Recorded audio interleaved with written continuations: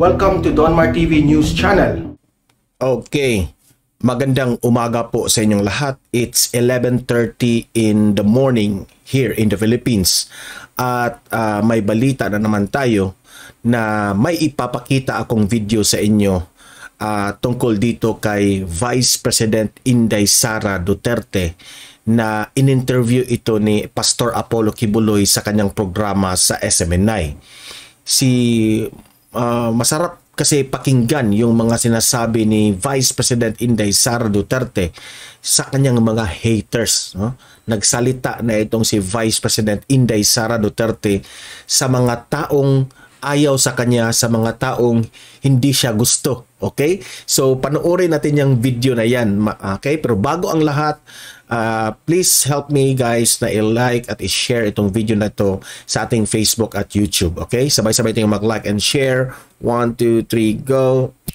Thank you very much. And also guys, itong Donmar TV, please consider na i-subscribe at i-follow ang ating Facebook at YouTube para lagi kayong updated sa mga balita na kagaya nito. Okay? Sabay-sabay tayong mag-follow and subscribe. 1, 2, 3, go! Thank you very much. Okay, so without further ado, panoorin natin itong video na sinasabi ko sa inyo na merong mensahe itong si Vice President Duterte sa mga haters niya, sa mga ayaw niya. Okay, ano ang masasabi niya dito sa mga taong ayaw sa kanya, nag-hate sa kanya. Yun kasi ang isa sa mga topic ni na Pastor Apollo Kibuloy sa kanyang programa. Okay? So, panoorin natin. Hindi mo alam kung anong mangyayari tomorrow. Okay. SMNI. Truth that matters. For those who want to follow your footsteps, what can you say to those who'd like to follow your footsteps? May sagot ka na dito. I just would like to read it and elaborate from that. Sinabi mo, I'm grateful to those who find inspiration in what I do. Integrity, diligence, and competence are core values that must be put to heart. In all things, be kind, be humble, be happy, and always be careful. Finally, do not read the opinion of people who have decided that they hate you no matter what. Ganda ng sagot mo. Opo. Yes, Pastor. Pinakauna, no, is that masasayang kasi yung araw mo kung makikinig ka, magbabasa ka sa mga opinion ng mga tao na sa simula pa lang nag-decide na talaga sila na hindi kanila gusto. Masayang. Sayang ang masayang ang oras mo and then unnecessarily sumasama ang loob mo. Yes. For things na yun ang gusto nila eh. siguro yun yung intent nila. Actually guys, no, may makukuha talaga tayo ng aral dito, no? Bakit mo naman this is applicable to all of us, no? Kung merong ayaw na tao sa atin, bakit natin pag-aksayahan ng oras yan? Pag-aksayahan natin ng energy, di ba? So, palipas na yan. Sa kanya yan eh. Ayaw niya yung mga tao ayaw sa inyo. So, huwag kang magbuhos ng energy dyan, di ba? Nasasayang ang oras, nasasayang yung energy. Kaya yan ang sinasabi ni Vice President Sara na it's a waste of time. Okay? Makapulo tayo ng aral dyan. Pero unnecessarily na masama ang loob mo na hindi naman kailangan. Kasi it is truly beyond your control. Kaya nag-decide naman ang tao nga, di lagi ko ganahan yun niya. Nagbisaya si VP Sara, no? Ang ibig niyang sabihin na sa Bisaya, sabi niya na nag-decide na ang tao na dili ganahan nimo. Okay? Nagdi-decide na yung tao na ayaw talaga sa inyo. So, kanang bisan pag-unsa imuhang buhaton, kontrahon yun niya, kay di man yun siya ganahan sa imuha. Naka-decide na yun siyang di siya ganahan. Why do you waste your time on them? Sa mga Tagalog kong audience ito, ang sabi dito is, naka-decide na yung tao na ayaw talaga sa inyo. So, wag mong pilitin, no? Kind of people, no? Yes. That's very simple logic, ah. Kaya kayong mga kababayan, naka-decide na hindi kayo gusto, huwag kayong mag-aksay ng panahon sa kanila. Totoo yan, Pastor. So, yan yung una kong life lesson na pwede kong ma-share sa ating mga kababayan. And then the next is the thing that I always teach my children, yung 4 na B, Pastor. 4 na B. Yes. Be humble, be kind, be happy, and then be careful. Oh. Ayan, ito yung sagot mo dito. No? Apo, yes. We will always remember that. Yes. Be kind, be humble, be happy, and always be careful. Yes, opo. Kasing unang-una, be humble dahil bilog ang mundo, hindi mo alam kung anong mangyayari tomorrow. Yes. Para naman sa akin, no, ang mga Duterte talaga, humble talaga. Lahat sila. Wala akong nakitang pamilyang Duterte na hindi humble. Yung kanyang tatay, itong si VP Sara, si Paulo Duterte, itong si Sebastian, lahat yan mga humble, di ba? Hindi nangingialam ng mga issues. Pero wag nyo lang subukan dahil yan mga bravery niya mga taong ito eh. Anong mangyayari in the future. So, it is always godly to be kind to everyone you meet along Very the nice. way. And one is that everyone you meet along the way has their own struggles and problems. Totoo yan, Pastor. So, walang reason na maging unkind Yes. ka sa isang tao. So, lahat ng effort mo in creating a relationship or in serving a person dahil sa trabaho mo, you always need to be kind. Yung be humble. Yung be humble, Pastor, is that lahat ng nasa atin ngayon ay we have it because of the graciousness of God. Hindi sa atin. Tama. Hindi sa atin ito lahat. Pinahiram lang. Yes. Yeah. Opo. So, when we die, wala tayong nadadala kahit Wala. isa. Wala talaga. Wala talaga. Well, unless kung... So, ibig sabihin ng Vice President Inday Sara, dapat tayo raw lahat ay humble. Dahil the things around us, yung mga bagay na nakapalibot sa atin, ay hindi sa atin yan. No? Pinahiram lang yan ng Panginoon natin. So, kaya ingatan natin yung mga bagay na yan. Let's be humble dahil pag tayo ay nawala na dito sa mundo at namatay na tayo, ay pupunta tayo sa langit o sa impyerno na hindi natin bit-bit lahat yung mga gamit na yan. Di ba? Oh, yan ang ibig niya sabihin. Dalhan tayo.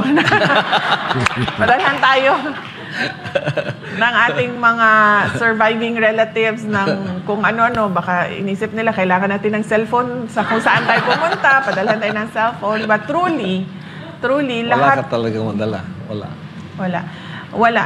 Nothing will really matter pag ikaw ay namatay na, except yung memories ng mga tao sa iyo. Naalala ka ba nila as a good person or as a bad person? That's So, right. there is no reason na maging mayabang ka dahil Yes. hiram lang lahat ito. That's right. Oo, hiram lang lahat ng nandito sa atin ngayon sa mundo. Yung be happy. Be happy is that always see the good side sa lahat ng bagay. Always think about what you are thankful for every day. So, yan yung be happy na parang do not dwell on the bad things, do not dwell on the negative. Tama nga naman si Vice President Inday Sara Duterte, no? Na tayong lesson ito sa lahat ng tao na tayo ay binuhay dito sa mundo ng Panginoon para to be happy, no?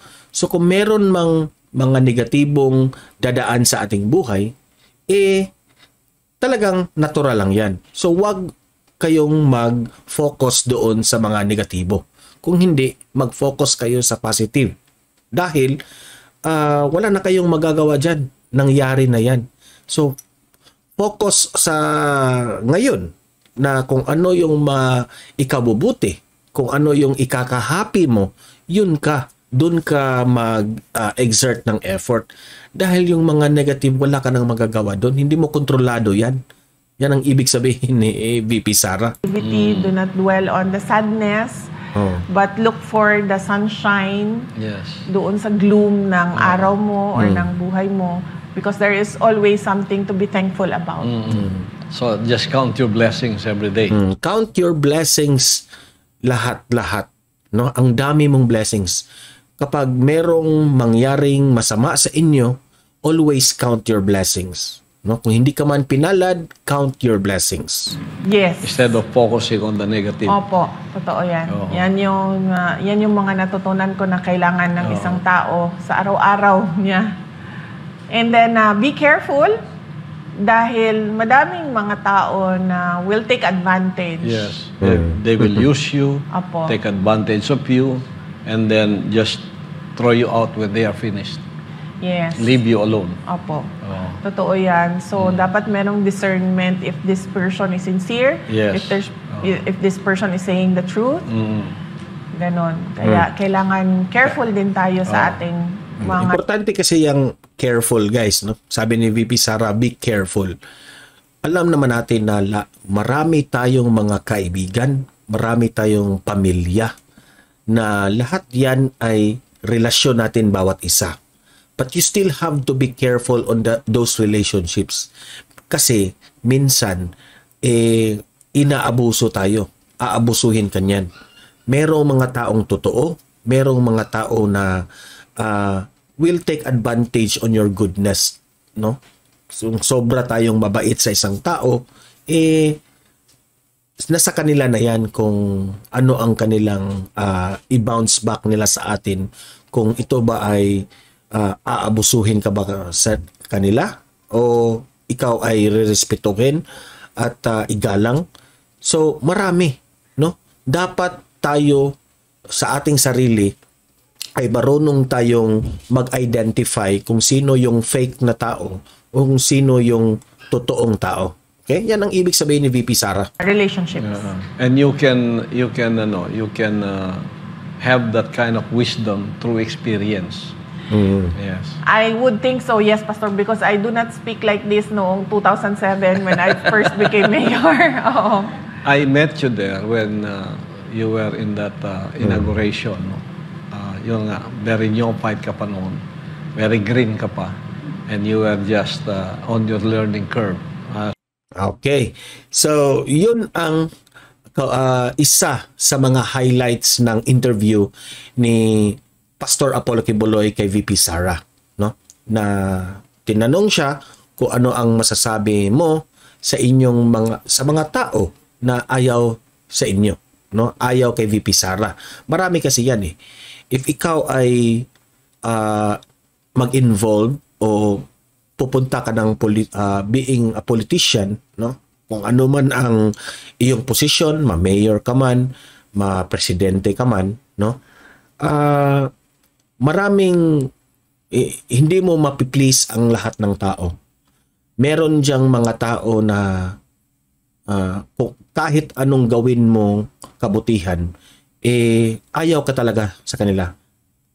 At hindi mo ito makokontrol. Yan ang sabi ni VP Sara. Hindi mo yan makokontrol.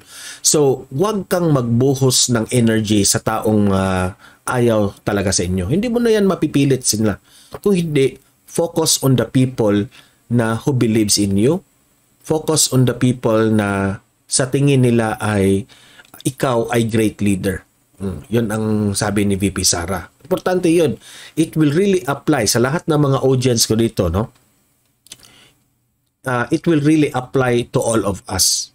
Lesson ito sa lahat sa atin na sa ating araw-araw na pamumuhay, no? Sa trabaho man, sa ating pamilya, sa eskwelahan man natin, no? Kung meron mang mga estudyante dito, focus ka lang sa goodness sa iyong pamumuhay, sa iyong life, kasi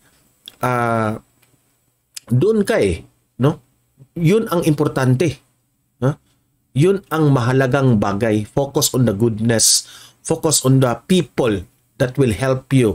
O focus on the people that will make you happy. Okay? So do not waste on the things, on the thoughts na makasisira sa inyo. Mga thoughts, mga pag-iisip na you think na nakakalungkot. Huwag kayong magbuhos ng effort doon dahil wala na kayong magagawa doon. Focus on the good things. Positive energy. Law of attraction. Okay? You join excuse me, you join people na pareho kayo ng pananaw sa buhay, no? I-gather mo ang tao na pareho kayo ng goal, na laging happy, lagi kayong masaya sa mga bagay na gusto ninyo. Okay? Kasi sa buhay natin ay dalawa lang, no? Yung positive energy at itong negative energy. So, yung sa negative, no? Simple. Go on the positive side. Do not go on the negative side. Ang hirap kasi sa atin, sometimes hindi nag-iisip, na hindi na natin alam na nalulungkot na pala tayo dito sa ating mga decision making. Okay? So, payo ko sa mga audience ko dito, always think on the positivity, no? Positivity.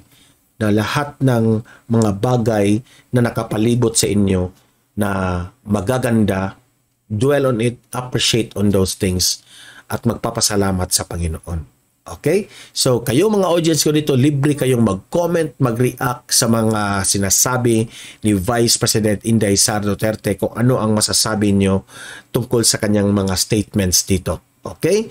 At babasahin natin yung mga comments nyo. So, guys, help me na i-like at i-share itong video na ito para kakalat ito sa taong bayan.